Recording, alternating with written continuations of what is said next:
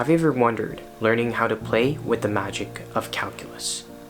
The mastermind behind calculus, Isaac Newton and Gottfried Leibniz. Anticipation, development, and rigorization. The concept of infinity.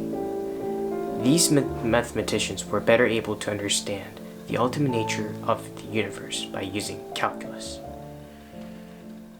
Hello there, this is John Seong again, and today we're gonna introduce how the derivative function works in the game First Principles. So First Principles is an interactive module where the user can freely tinker with different types of graphs and their corresponding derivative functions, such as the periodic functions, the quadratic parabola, the cubic function, and more. First Principles uses the 3-point method in order to numerically predict the instantaneous rate of change of the given function. And you might ask, why is that?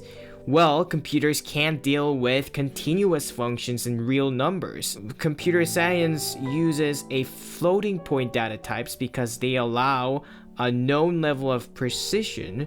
So we cannot use a sign-like limits, what we learn in calculus. These are very theoretical and something that appears in continuous math.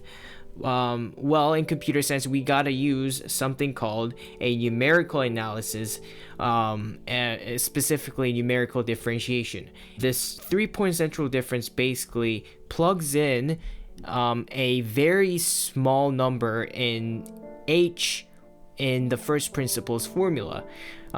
So by plugging in a value like 1 times 10 to the power of negative 16, you can accurately predict where the derivative graph is going to be. So that is how First Principles generate this beautiful derivative graph that is also bound to transformations of the original graph. Hi, I'm Rayan, and today I'm going to be talking about what I did for the project, which is the graphical side of things, where we're dynamically rendering the Cartesian plane along with the plotted function. So to achieve this, we used mesh rendering, and I'll explain that in basic terms. So for a square, we need to draw 4 vertices, which are just points. So here we have 4 vertices, and we can connect those up to form 2 triangles. So here are 1 triangle over here and 2 triangles. So that's just the basics. But of course, for a grid, you need, instead of just having a filled square, you need an outline square. So to achieve that, instead of just drawing 2 triangles, we need 8 triangles.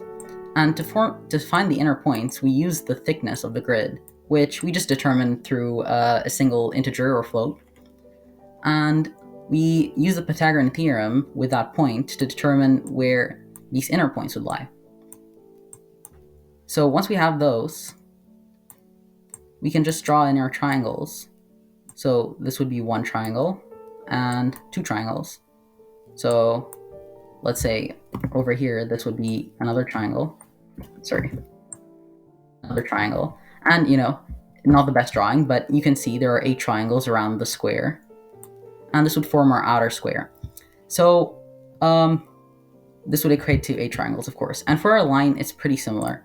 So let's see how that looks. So the basic code for our line would be over here, where we're drawing the same vertices, but we also have to find the angle between one point and another. So when we're taking our equations, we're generating a bunch of points, and we're finding the angle between those.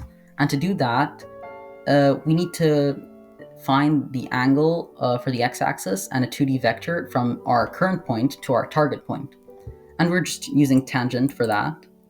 And we're also using the aspect ratio, which we're just finding by multiplying our graph width and height by 10 until we reach a whole number where there is no decimal points anymore.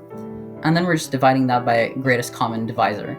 And that's how we are determining the aspect ratio for our grid. And once we're doing that, we're just plugging it into the equation, and that's how we're finding the angle between each point. And of course, we just plot that until we get our full point. And that's about it, to be honest. Now we're going to explore the beauty of calculus by using an all-in-one interactive module, specifically designed to teach the concept of differentiation and integration to all audiences. We're targeting this app to those who are looking for quality learning resources that introduces the concepts in a way that is a superposition of effortless and challenging, so that the students are able to stay intellectually stimulated. Welcome to First Principles.